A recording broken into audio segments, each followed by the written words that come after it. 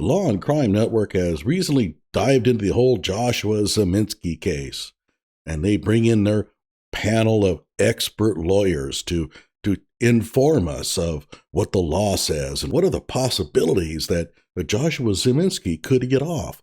And as typical, they screw it up. Hello out there. I am trying to get through.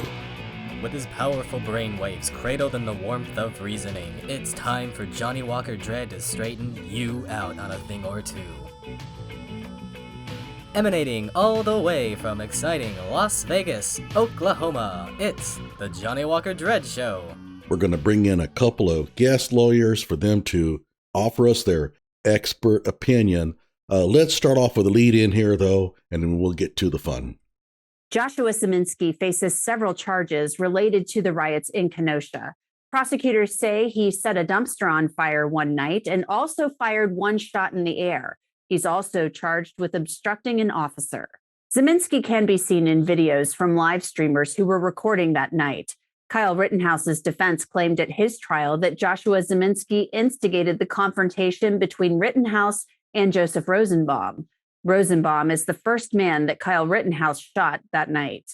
Mr. Ziminski instructed Mr. Rosenbaum to get him and kill him.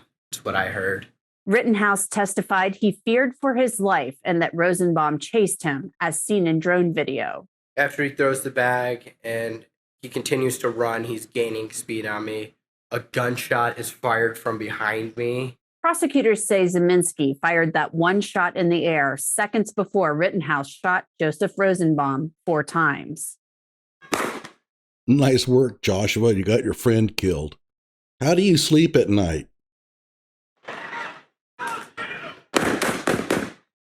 Neither prosecutors nor the defense attorneys called Joshua Ziminski to testify at Kyle Rittenhouse's trial. Because he was a worthless witness to both sides. I've said it before, the prosecution didn't want him up there because it was just going to be yet another derelict thug that they were going to present to the jury as being on the prosecution side. Here are the typical examples of what Kyle Rittenhouse was fighting that night. Oh, look, here comes another one. Gee, he has a long criminal history and he's got tats up his neck and stuff. Yeah, I don't think they wanted him up there. And of course, they couldn't trust anything he said, so who knows what he was going to blabber about. But that was the same problem for the defense. He would try to pin Kyle for anything. He would say anything to get away with that, and therefore they didn't want him up there either. At least that's how I think about it. But at a recent hearing, Ziminski's lawyer told the court that he would take the stand at trial and claim that Kyle Rittenhouse is the one who started the entire confrontation when he pointed his rifle not only at him, but also Joseph Rosenbaum. For Law and Crime Daily, I'm Anjanette Levy. All right, so Terri, Nicole, we have a lot to talk about here. Terri, the charges against Ziminski are clearly less serious than the charges that were levied against Rittenhouse. So same kind of event, same courthouse. Do you think there's a possibility he's also going to be acquitted? By the way, the one on the right is an absolute moron. The one on the left, well, I don't know because she was given a fairly safe question to answer. But the one on the right is Terri Austin, and you're not going to believe the crap that she's going to spew. Jesse, I think there's a very good possibility that he might be acquitted. Listen, the Rittenhouse jury thought that Kyle Rittenhouse had a right to break the curfew. No, they didn't. The jury said nothing of the sort.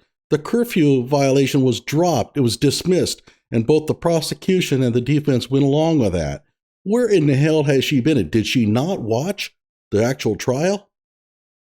A right to defend himself with that weapon. And Ziminski's charged with misdemeanor use of a dangerous weapon because he had that weapon and he shot it in the air. So they thought that was a misdemeanor, but he's also charged with the arson. But I think a jury, at least in Kenosha, Wisconsin, is going to think everyone was breaking the curfew. People were starting fires. Listen, he was out on bond for just... That's what they're going to think. Oh, people were starting fires. They were breaking the curfew, whatever. What's the big deal? It's their town. People like him are the ones that tried to burn it to the ground. One of the reasons why I think that Kyle was exonerated was because I think the jury was sympathetic to people who tried to stop their town from being burned to the ground, okay? So just because the jury is going to be sympathetic to Kyle doesn't mean they're going to be sympathetic to him. To this jury, arson is a serious thing. And so where in the hell is she getting off the fact that, well, Kyle got off and the jury was sympathetic to him? I mean, they're going to look upon Josh as a good guy too, right? Just $1,000. His wife has already pled guilty to similar charges. She's serving 7 months. I think the prosecution is trying to make a point here, but we'll have to see whether the jury believes that point should be made. That's not the job of the jury. The jury is not there to determine whether the prosecution should be able to make a point. The jury is there to decide, is he guilty or not? This is going to be cut and dry. The prosecution either has the evidence on him or they don't. If they have the evidence on him, he's going bye-bye. And if they don't, he's going to walk. That's the way it's going to come down to. They're not going to sit there and think, well, I don't know if the prosecution is going after Joshua Ziminski for the right reason. They're not going to care. To them, Joshua Ziminski is a nothing, a nobody. Because he is a nothing, a nobody. He poses no value to anyone, not even his own wife. No one cares about him. He brings nothing of value to society, and the jury is not going to be looking after his best interests. Now, maybe the prosecution doesn't have the evidence on him, or maybe the prosecution doesn't really want to go after him all that badly because guess what? Old Josh Ziminski hangs out on the left-hand side, and that's kind of where Binger and them sit. So this might be a half-hearted attempt at convicting him, and so maybe he'll walk for that reason. But the jury is not going to look upon Joshua Ziminski in a favorable light. I don't know, Terry. The case of self-defense, this might be a little different, but we'll see. Now, yeah, it might be a little different. Yeah, it might be a little different. Not that she could ever tell the difference.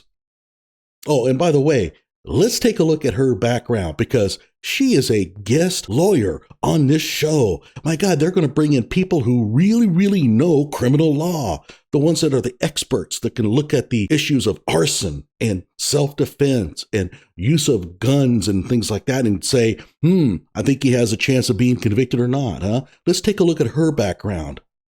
Okay, there she is, Terri Austin, host and legal analyst at Law and Crime. She's from New York, not Wisconsin. And it starts off with, okay, I have no idea why it's exerce de, whatever. You know me, but sounds a little pompous, whatever it is. Terri is an experienced executive offering proven quantifiable results in performance, productivity, and revenue. Well, yeah, I mean, that's a perfectly good person to bring in on a criminal defense question. She has developed programs from conception to implementation, including metrics. Including metrics? So what? And audited results. That sounds like a whole bunch of nothing, actually. Her areas of expertise include legal, compliance, corporate policy, ethics, corporate social responsibility, diversity, human resources, and communications. Well, maybe she's there to gauge the ethics of Joshua Ziminski and his behavior that night. I don't know. Terri recently served as an adjunct professor at USC Annenberg, in other words, a minimum wage part-time, teaching several classes including advocacy communications. Advocacy communications. Perfect. Prior to that, she served as Chief Corporate Policy Officer for S&P Global, where she was responsible for implementing and monitoring corporate policies, standards, and procedures to ensure compliance with the highest industry standards. In other words, she was a document checker. They would put together some policy, they would hand it to her and say, hey, does this abide state and federal law? And she would read it and say, yes. That's her job. Boy, they really make it sound really sophisticated, don't they? She previously served as Chief Diversity Officer, where she developed an integrated diversity strategy across the businesses. Previously, she served as Chief Compliance and Ethics Officer for AIG's domestic insurance operations. Perfect for a shooting. And we'll just skip down here. She currently serves on the Board of Trustees for Riverdale County School and New Alternatives for Children.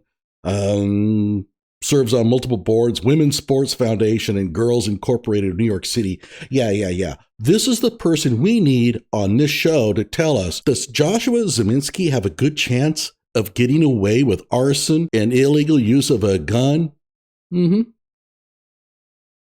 Nicole, what are the odds that Kyle Rittenhouse himself could be called to the stand and testify as a witness in this case?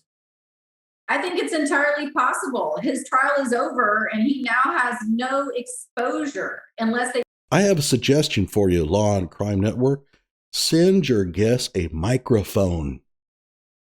They argue that potentially others could be investigating charges, which I really don't see at this point.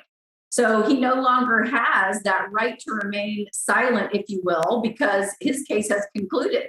It's entirely possible that they could call him to testify on the one hand. On the other hand, the prosecution really, who would be interested in calling him because his side would potentially align more with their side, may just be done with Rittenhouse and decide that it's too much risk to call him to the stand at all.